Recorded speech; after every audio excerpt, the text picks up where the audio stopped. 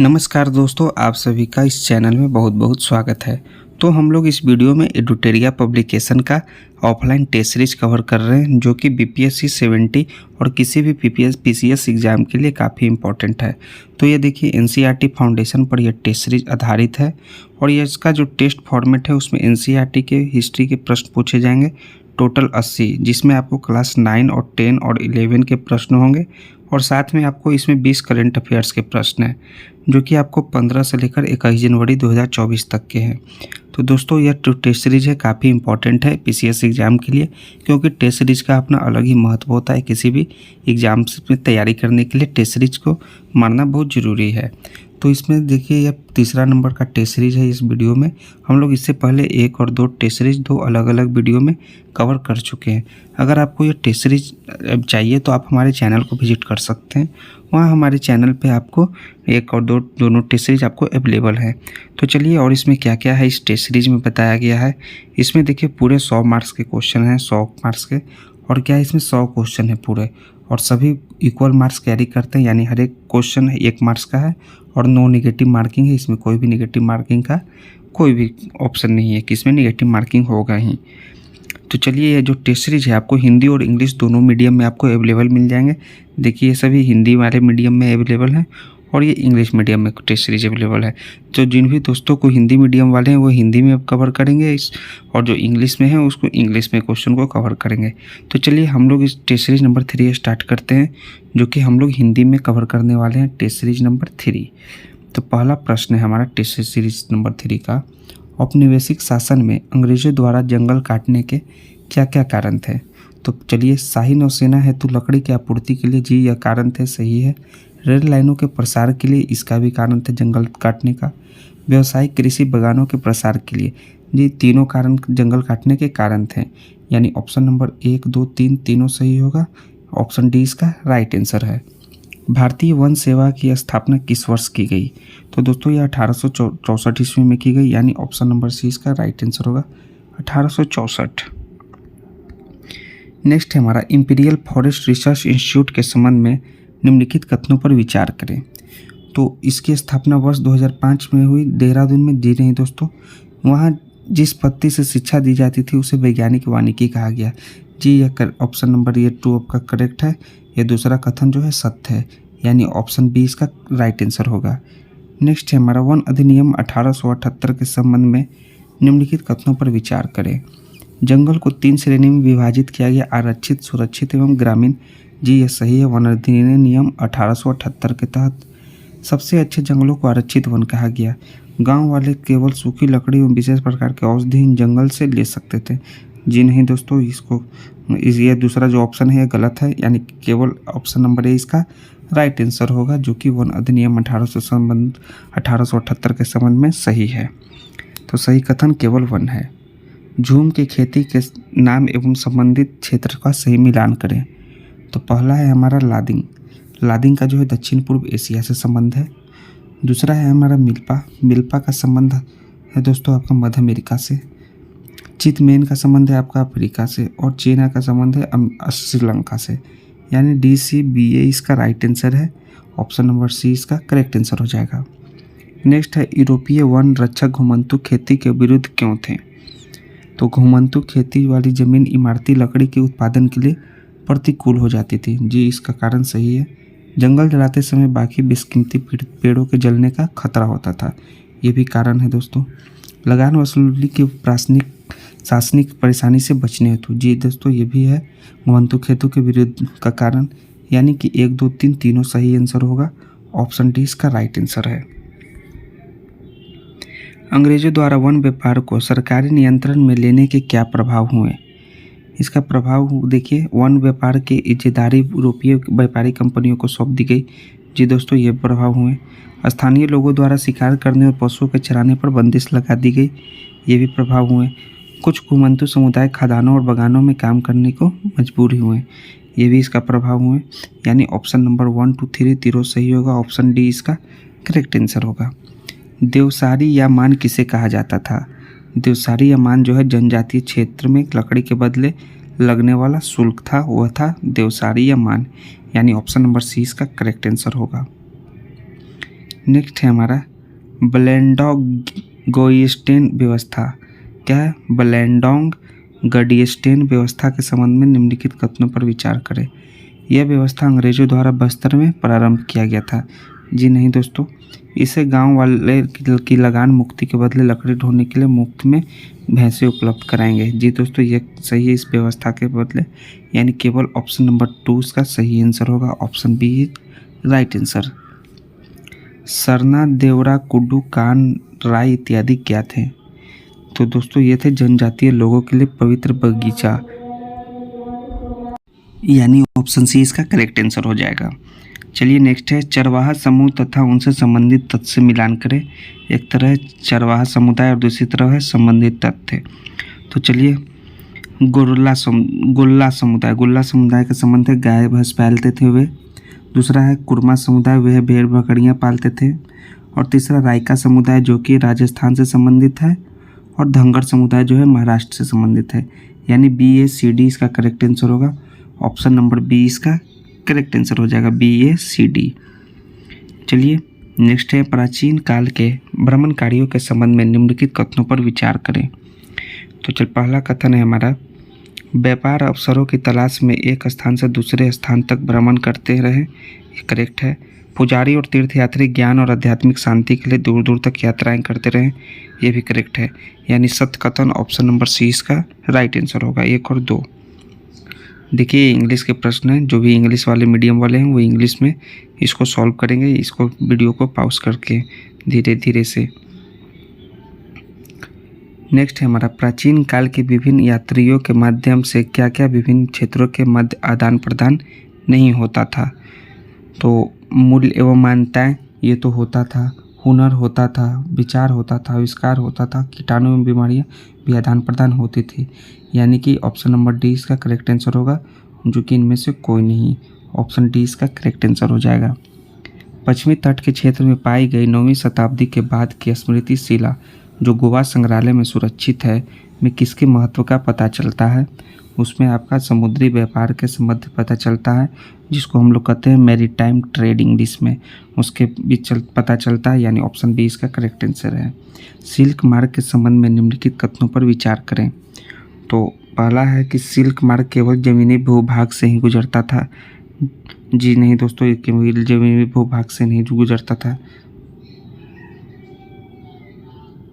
Next है उसके बाद क्या है आपका, जी जमीनी भूभाग से गुजरता था सिल्क मार्ग। उसके बाद क्या है आपका, गलत हो गया। यह मार्ग केवल चीन को एशिया के भूमध्य भाग से जोड़ता था। जी नहीं दोस्तों, ये भी गलत था। यह मार्ग लगभग 15वीं शताब्दी तक अस्तित्व में था। जी दोस्तों, ऑप्शन नंबर 3 इसका करेक्ट आंसर होगा। सोना चांदी जैसी कीमती धातुएं इस मार्ग से एशिया से यूरोप की ओर पहुंचती थी। जी नहीं दोस्तों, केवल ऑप्शन नंबर 3 इसका राइट आंसर होगा। यह मार्ग लगभग 15 शताब्दी तक अस्तित्व में रहा। बाकी सभी कथन गलत हैं, यानी ऑप्शन ए इसका राइट आंसर हो जाएगा। चीन की गुफा में पेंटिंग में सिल्क मार्ग को दर्शाया गया है। उस गुफा का क्रमांक है गुफा क्रमांक 217, यानी ऑप्शन नंबर डी इसका करेक्ट आंसर होगा। मार्को पोलो की किताब का नाम है, बुक ऑफ मार्वल्स है, यानी ऑप्शन ए इसका करेक्ट आंसर हो जाएगा। स्पैघेटी क्या है? स्पैघेटी एक प्रकार का खाद्य सामग्री है, यानी ऑप्शन बी इसका करेक्ट आंसर है, खाद्य सामग्री। निम्न कथनों पर विचार करें। आलू, सोया, मूंगफली का उद्भव भारत में हुआ। नहीं दोस्तों, उसका उद्भव भारत में नहीं हुआ। उसके बाद क्या है आपका, यह खाद्य पदार्थ यूरोप एवं एशिया में तब पहुंचे जब क्रिस्टोफर कोलंबस ने अमेरिका की खोज की। जी इसका करेक्ट ऑप्शन नंबर 2 है, यानी कि केवल 2 इसका राइट आंसर होगा, जो कि सत्य कथन है। 16वीं शताब्दी के संदर्भ में निम्नलिखित कथनों पर विचार करें। तो 16वीं शताब्दी के मध्य तक आते आते पुर्तगाली और स्पेनी सेनाओं ने अमेरिका को उपनिवेश बनाना शुरू कर दिया था। रॉन्ग। यूरोपीय सेनाओं ने पुर्तगाली एवं स्पेनिश अपनी सैन्य ताकत के बल पर अमेरिका के विभिन्न क्षेत्रों को जीता था। जी यह करेक्ट स्टेटमेंट है। इस समय अमेरिका वासियों में चेचक से लड़ने के लिए रोग प्रतिरोधक क्षमता विकसित हो चुकी थी। ये भी करेक्ट स्टेटमेंट है। तो 16 शताब्दी के संदर्भ में 2 और 3 दोनों सही है, यानी ऑप्शन सी इसका करेक्ट आंसर होगा। 19वीं शताब्दी के में अर्थशास्त्रियों ने अंतर्राष्ट्रीय आर्थिक विनिमय में 3 तरह की गतियों या प्रवाहों का उल्लेख किया है। ये व्यापार, पूंजी और भूमि। तब केवल कोड का प्रयोग करते हुए सही उत्तर चुनें। तो दोस्तों केवल यह आपका व्यापार और पूंजी है, यानी कि 1 और 2 इसका करेक्ट आंसर होगा। ऑप्शन नंबर बी इसका राइट आंसर हो जाएगा। औपनिवेशिक सरकार ने किस वर्ष आपराधिक जनजाति अधिनियम पारित किया? वो क्या था? 1871 ईस्वी में, यानी कि ऑप्शन नंबर सी इसका करेक्ट आंसर हो जाएगा। चरवाही टैक्स के संबंध में निम्नलिखित कथनों पर विचार करें। तो चरवाहों से चारगाहों में चरने वाले प्रत्येक जानवर पर टैक्स वसूला जाता था। जी दोस्तों सही है। नेक्स्ट है हमारा क्या कि प्रारंभ में अंग्रेज स्वयं ही अपने कारिंदों से टैक्स वसूलते थे, मगर बाद में यह काम ठेकेदारों के माध्यम से किया जाने लगा। ये गलत स्टेटमेंट है। किसी चारागाह में दाखिल होने के पहले चरवाहों को पास दिखाकर टैक्स अदा करना पड़ता था। जी यह चरवाही टैक्स के संबंध में सही कथन है, यानी कि 2 और 3 इसका राइट 1 और 3 इसका राइट आंसर होगा, यानी ऑप्शन नंबर ए इसका करेक्ट आंसर हो जाएगा। नेक्स्ट है हमारा 24वां, चरवाही टैक्स के क्या प्रभाव हुए? तो चरवाही टैक्स के प्रभाव हुए चरवाहों का स्तर गिरने लगा। जी सही। जानवर बड़ी संख्या मारने लगे। जी सही, यानी 1 और 2 दोनों करेक्ट आंसर होगा, ऑप्शन सी।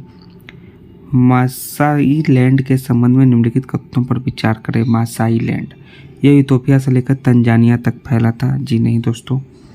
औपनिवेशिक ताकतों ने मासाई लैंड का विभाजन कर दिया। जी इसका ऑप्शन करेक्ट है, ऑप्शन नंबर 2, यानी केवल बी ऑप्शन सही आंसर होगा, ओनली 2। औपनिवेशिक शासन तथा मसाइयों के संबंध में निम्नलिखित कथनों पर विचार करें। तो चलिए, औपनिवेशिक सत्ता के हस्तक्षेप के कारण वशिष्ठ जनों और योद्धाओं की परंपरा जो है आपका उम्र आधारित संस्था पूरी तरह समाप्त हो गई। जी नहीं दोस्तों, इसका गलत ये स्टेटमेंट है। और अमीर और गरीब चरवाहों के बीच भेदभाव पैदा हो गया। जी यह सही है, यानी कि ऑप्शन 2 इसका राइट आंसर होगा, केवल 2 करेक्ट आंसर हो जाएगा। नेक्स्ट है हमारा 27वां प्रश्न, राष्ट्रवाद की पहली स्पष्ट अभिव्यक्ति फ्रांस की क्रांति को क्यों माना जाता है? तो पहला है आपका ऑप्शन है प्रभु सत्ता राजतंत्र से निकलकर फ्रांसीसी नागरिकों के समूह में हस्तांतरित हो गई। नेक्स्ट है आपका ये सही है, सामूहिक पहचान की भावना विकसित होने के कारण। जी ये भी कारण सही है। नए फ्रांसीसी झंडे के कारण जिसने पुराने राष्ट्रध्वज की जगह ले ली। ये भी इसका कारण सही है, यानी 1, 2 और 3 इसका करेक्ट आंसर होगा, ऑप्शन डी राइट आंसर हो जाएगा।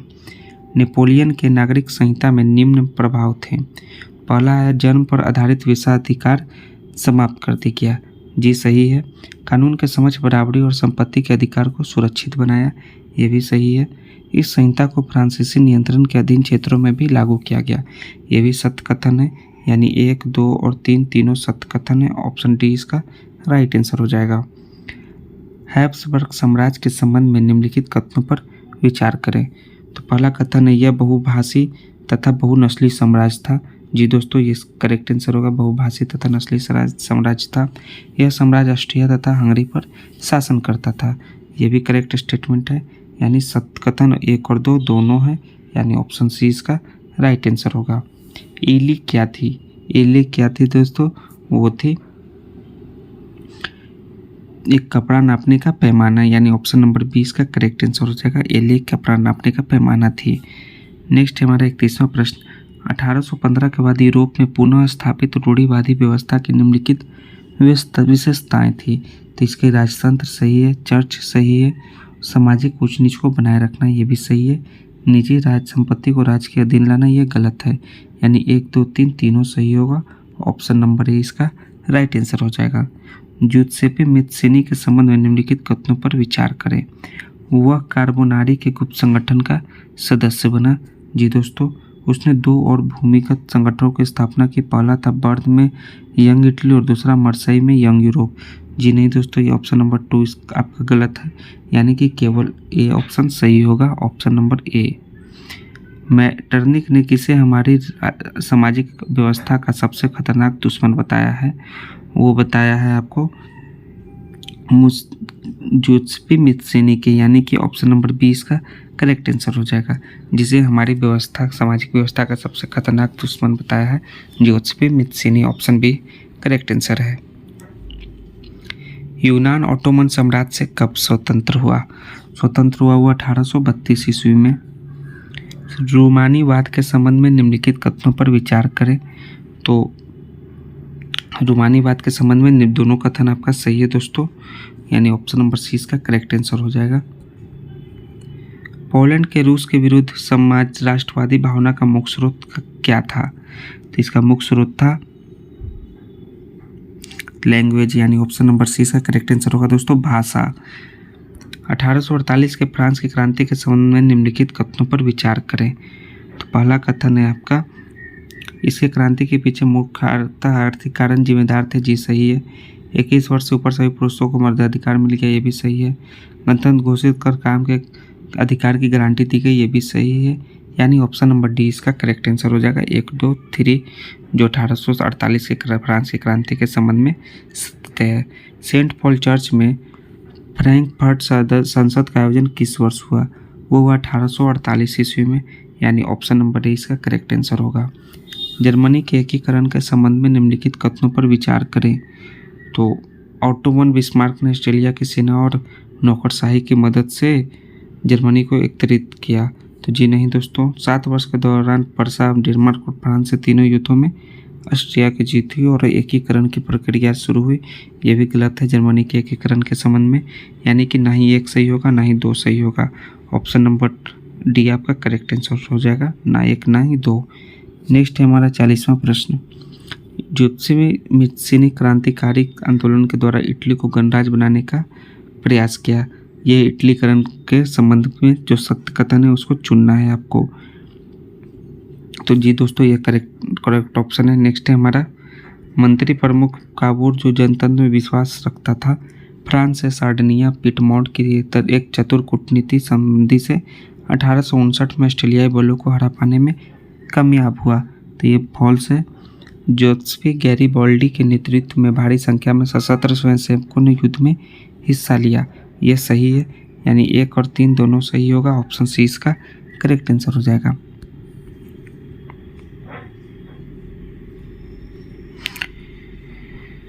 आयरलैंड को ब्रिटेन में कब सम्मिलित किया गया? 1801 ईस्वी में, यानी ऑप्शन नंबर डी इसका करेक्ट आंसर है दोस्तों, 1801। प्रथम विश्व युद्ध ने भारतीय समाज पर क्या प्रभाव डाला? यह जो है करों में वृद्धि, खाद्य पदार्थों के भारी अभाव और सिपाहियों की जबरन भर्ती, तीनों प्रभाव डाला दोस्तों।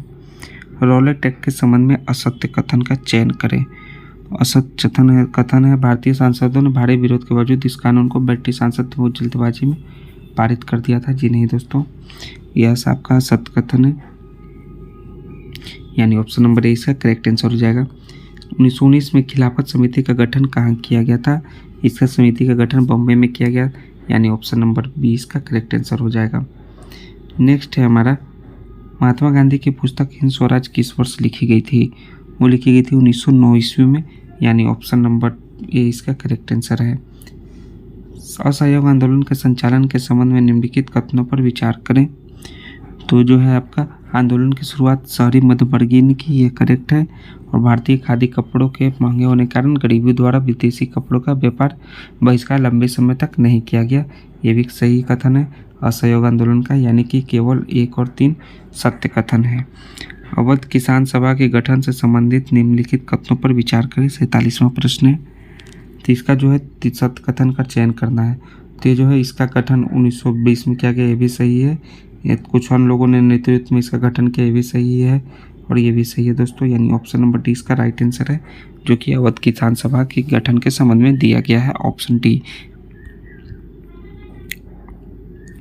गुडेम विद्रोह के संबंध में निम्नलिखित कथनों पर विचार करें।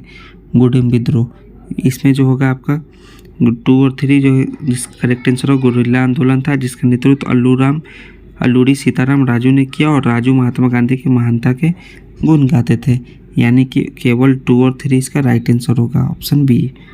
स्वराज पार्टी के संबंध में असत्य कथन का चयन करें। तो चलिए असत्य कथन है, जो असहयोग आंदोलन के पश्चात राजनीति में सक्रिय होने के लिए कुछ कांग्रेस नेताओं ने कांग्रेस से पृथक एक अलग स्वराज पार्टी का गठन किया, यह जो है असत्य कथन है, यानी ऑप्शन ए इसका राइट आंसर हो जाएगा। साइमन कमीशन के बारे में निम्नलिखित कथनों पर विचार करें। तो इन कथन में से आपका इसका मुख्य उद्देश्य भारत में संवैधानिक व्यवस्था की कार्यशैली का अध्ययन करना था और उसके बारे में सुझाव देने थे। ये कथन सही है और ये भी कथन सही है। 2 और 3 दोनों कथन सही है साइमन कमीशन के बारे में, यानी ऑप्शन बी इसका करेक्ट आंसर हो जाएगा। सविनय अवज्ञा आंदोलन को वापस लेते हुए गांधी जी ने इरविन के साथ कब समझौते पर हस्ताक्षर किए? वे किए 5 मार्च 1931 को, यानी ऑप्शन नंबर ए बी इसका करेक्ट आंसर हो जाएगा 5 मार्च 1931। नेक्स्ट है हमारा भाड़ा विरोधी आंदोलन के बारे में निम्नलिखित कथनों पर विचार करें। तो चलिए 52वां प्रश्न है, यह आंदोलन छोटे किसानों द्वारा जो जमींदारों से पट्टे पर जमीन लेकर खेती करते थे, यह सही है। जमींदारों को भाड़ा चुकाने से माफी के लिए प्रारंभ किए गए इस आंदोलन का नेतृत्व समाजवादियों और कम्युनिस्टों ने किया, ये भी इसका करेक्ट आंसर है, यानी 1 और 2 दोनों इसका राइट आंसर हो जाएगा। ऑप्शन नंबर ए इसका सही आंसर है, केवल 1 और 2।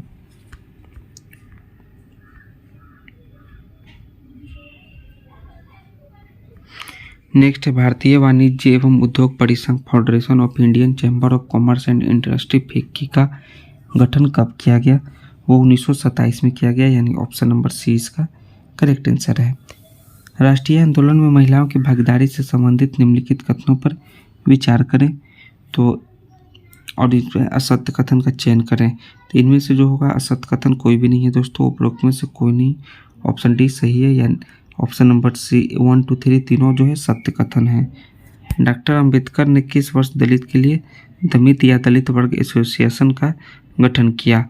वो गठन किया गया था दोस्तों 1930 ईस्वी में, यानी ऑप्शन नंबर सी इसका करेक्ट आंसर है। सन्यासिनी रूपी भारत माता की विख्यात छवि को सर्वप्रथम किसने चित्रित किया? वो किया अविंद्रनाथ टैगोर ने, यानी ऑप्शन बी इसका करेक्ट आंसर हो जाएगा। उपनिवेश काल में भारतीय झंडे के संबंध में निम्नलिखित कथनों पर विचार करें और असत्य कथन का चयन करें। तो ना ही 1 है ना ही 2, दोनों असत्य कथन है, बाकी दोनों सत्य कथन है दोस्तों, यानी ऑप्शन डी इसका राइट आंसर होगा। असत्य कथन कोई भी नहीं है। भारत छोड़ो आंदोलन का प्रस्ताव किस बैठक में पारित हुआ? वो हुआ था वर्धा की बैठक में, यानी ऑप्शन नंबर 20 का राइट आंसर हो जाएगा। इंक्विजिशन क्या थी? इंक्विजिशन थी दोस्तों वो एक रोमन कैथोलिक संस्था, यानी ऑप्शन नंबर ए इसका करेक्ट आंसर है। छापा खाना प्रगति का सबसे ताकतवर औजार है, इससे बन रही जनमत की आंधी में निरंकुशवाद उड़ जाएगा, यह किसने कहा? ये कहते लुइस सेबेस्ते मार्सिये ने, यानी ऑप्शन नंबर सी इसका करेक्ट आंसर हो जाएगा। नेक्स्ट है आपका 61वां कालक्रम का निर्धारित करें। तो इसमें कालक्रम का निर्धारित करके आपका होगा दोस्तों 1, 2, 3, 4, यानी ऑप्शन नंबर ए इसका करेक्ट आंसर है 1, 2, 3, 4, ऑप्शन नंबर ए। तुलसीदास की 14वीं सदी की किताब रामचरितमानस का पहला मुद्रित संस्करण किस वर्ष में प्रकाशित हुआ? वो हुआ था 1810 ईस्वी में, यानी ऑप्शन नंबर डी इसका करेक्ट आंसर है। शास्त्री धर्म विचार नामक पुस्तक किसने लिखी थी? वो लिखे थे राम चड्ढा ने, यानी ऑप्शन ए इसका राइट आंसर हो जाएगा। मेसोपोटामिया के लेखन कला के संबंध में निम्नलिखित कथनों पर विचार करें। तो मेसोपोटामिया लोग मिट्टी के पट्टिकाओं पर लिखते थे, जी यह कथन सही है, यानी ऑप्शन सी इसका राइट आंसर है, जो कि केवल सत्य कथन है। ऑप्शन नंबर सी इसका राइट आंसर होगा, केवल 1। मेसोपोटामियाई समाज के संबंध में निम्नलिखित कथनों पर विचार करें। तो 65वां प्रश्न है, इसमें एकल परिवार को आदर्श माना जाता था, जी सही है। परिवार का मुखिया होता था पिता, ये भी सही है।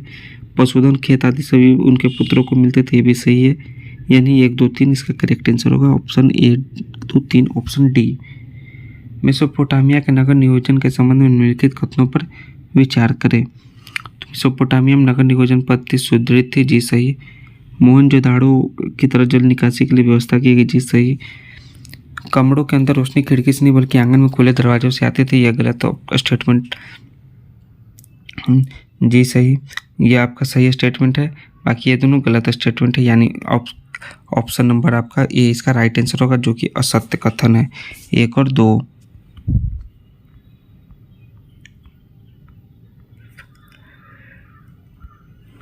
रोमन साम्राज्य के बारे में निम्नलिखित कथनों पर विचार करें।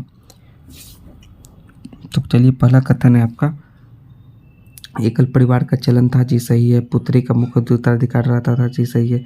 2 लोग विस्तीर्ण हस्तियाँ माना जाता था, ये भी सही है, यानी ऑप्शन डी इसका राइट आंसर होगा। 1, 2 और 3। नेक्स्ट है आपका 68वां प्रश्न, रोमन अर्थव्यवस्था के बारे में निम्नलिखित कथनों पर विचार करें।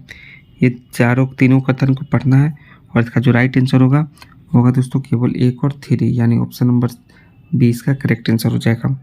रोमन साम्राज्य में दास प्रथा और श्रमिकों पर नियंत्रण के संबंध में असत्य कथन का चयन करना है। False statement. फॉल्स स्टेटमेंट होगा रोमन व्यवस्था में श्रम प्रबंधन पर अधिक ध्यान नहीं दिया गया। यह आपका फॉल्स स्टेटमेंट है, यानी ऑप्शन सी इसका करेक्ट आंसर है।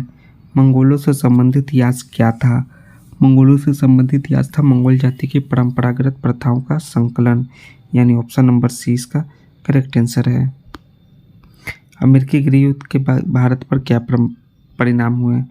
तो अमेरिकी गृह युद्ध का भारत पे दोनों परिणाम हुए दोस्तों।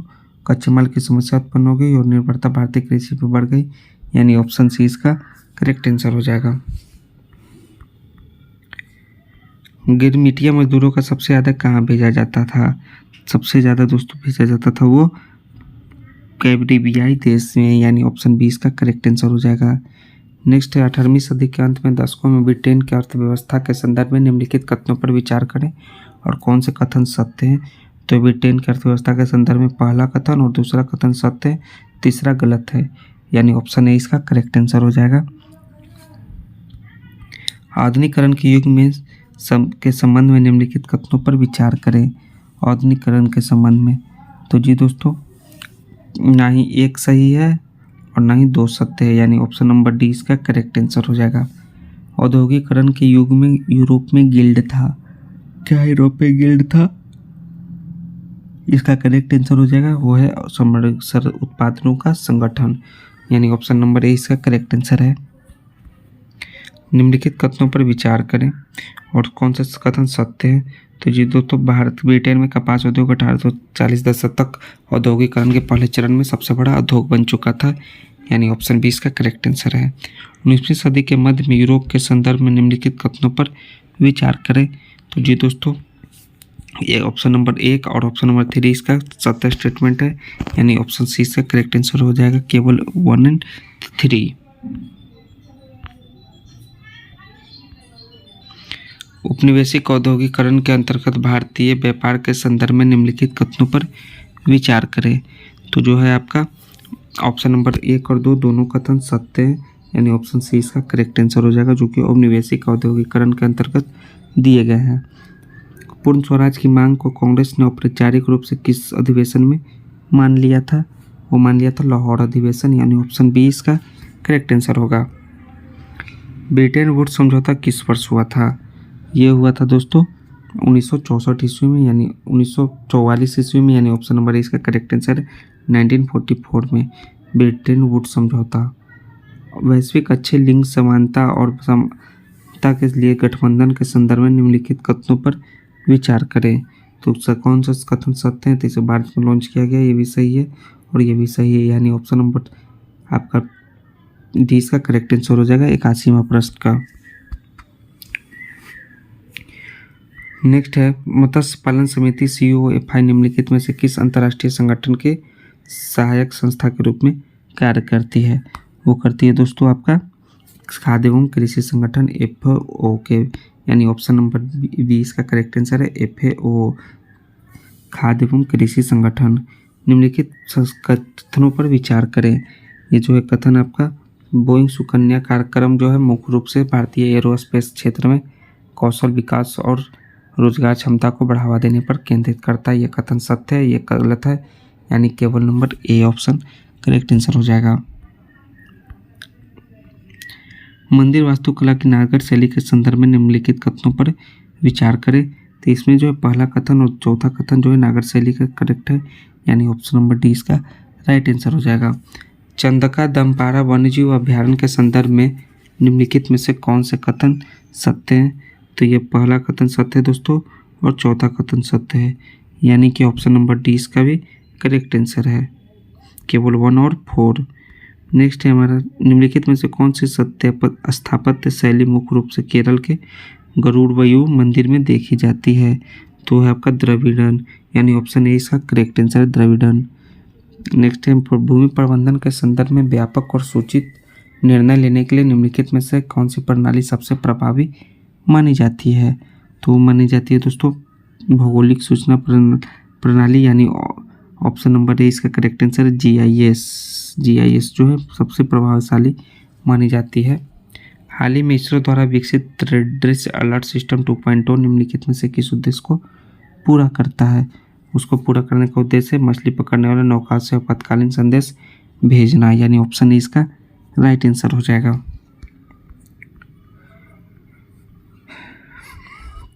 निम्नलिखित कथनों पर विचार करें। तो इसमें से पहला कथन जो है केवल सही है, यानी ऑप्शन नंबर ए इसका भी करेक्ट आंसर है। निम्नलिखित कथनों पर विचार करिए, आपका कथन दिया गया है और कौन सा कथन सही है और कथन 1 सही है, कौन सा कथन 2 सही है, आपको देखना है दोस्तों। निम्नलिखित में से कथनों में देखिए, तो इसमें से जो है वो आपका ऑप्शन नंबर 1 और 2 दोनों सही है। कथन 1 2 जो है 1 का सही व्याख्या करता है, यानी ऑप्शन ए इसका राइट आंसर हो जाएगा। भारत और फ्रांस संबंधों के संदर्भ में निम्नलिखित में से कौन सा कथन सत्य है? तो उसमें दूसरा और तीसरा दोनों कथन सत्य है भारत और फ्रांस के बीच, यानी ऑप्शन बी इसका करेक्ट आंसर होगा। वाहन निकास से निकलने वाली निम्नलिखित गैसों में से कौन सी मुख्य रूप से जमीनी स्तर पर ओजोन एवं धुंध के निर्माण में योगदान देती है? वो है नाइट्रोजन ऑक्साइड, यानी ऑप्शन नंबर 20 का करेक्ट आंसर है NO2। नेक्स्ट, निम्नलिखित में से किस कारण से गिद्ध को पर्यावरणीय स्वास्थ्य के लिए संकेतक प्रजाति माना जाता है? तो उसका कारण है कि उसकी उपस्थिति एक संतुलित खाद्य जल का प्रतीक है, यानी ऑप्शन सी इसका राइट आंसर हो जाएगा। निम्नलिखित कथनों पर विचार करें। जो है ये इस जो कथन दिया गया है ये किस नदी के वर्णन ऊपर किया गया, नदी का वर्णन ऊपर किया गया है? तो ये जयशंकर नदी का वर्णन जो है ऊपर किया गया है, यानी ऑप्शन नंबर ए इसका करेक्ट आंसर हो जाएगा जयशंकर। संसद सदस्य स्थानीय क्षेत्र विकास योजना के संदर्भ में निम्नलिखित कथनों पर विचार करें। तो ये जो है इसका जो कथन होगा केवल ऑप्शन नंबर 2 इसका राइट आंसर है, बाकी 1 इसका गलत है। ऑप्शन बी इसका करेक्ट आंसर हो जाएगा। भारतीय प्रतिस्पर्धा आयोग CCI के संदर्भ में निम्नलिखित में से कौन सा कथन सत्य है? तो इनमें से जो दोस्तों केवल 1 सत्य है और 3 सत्य है, बाकी 2 असत्य है, यानी ऑप्शन सी इसका करेक्ट आंसर हो जाएगा। निम्नलिखित में से कौन सा अंतर्राष्ट्रीय संगठन मुख्य रूप से ग्लोबल साउथ में विकास से संबंधित मुद्दों को संशोधित करने पर केंद्रित है? तो ये दोस्तों UNDP संयुक्त राष्ट्र विकास कार्यक्रम UNDP जो है ऑप्शन डी इसका करेक्ट आंसर होगा। किस राज्य में डॉक्टर भीमराव अंबेडकर को 125 फीट ऊंची कांस्य प्रतिमा का उद्घाटन किया गया है? वो किया गया आंध्र प्रदेश में, यानी ऑप्शन सी इसका राइट आंसर है। प्रधानमंत्री नरेंद्र मोदी ने महाराष्ट्र के किस शहर में 8 अमरूद परियोजनाओं का शुभारंभ किया है? तो क्या है दोस्तों सोलापुर में, यानी ऑप्शन नंबर डी इसका राइट आंसर होगा। भारत की पहली सौर ऊर्जा संचालित नाव किस नदी में संचालित की जाएगी? वो की जाएगी आपका सरयू रिवर में, यानी ऑप्शन डी इसका करेक्ट आंसर है। तो दोस्तों हम लोग इसमें पूरे 100 प्रश्नों का ये टेस्ट सीरीज देखे, जिसमें 80 आपके हिस्ट्री के प्रश्न थे और 20 आपके करंट अफेयर्स के थे, यानी 100 प्रश्न और 100 मार्क्स के प्रश्न थे। तो दोस्तों अगर आपको टेस्ट सीरीज अच्छा लगा हो तो हम लोग फिर नेक्स्ट टेस्ट सीरीज नंबर 4 में मिलेंगे, और फिर चैनल को सब्सक्राइब कर दिए दोस्तों। थैंक्स दोस्तों, जय हिंद दोस्तों।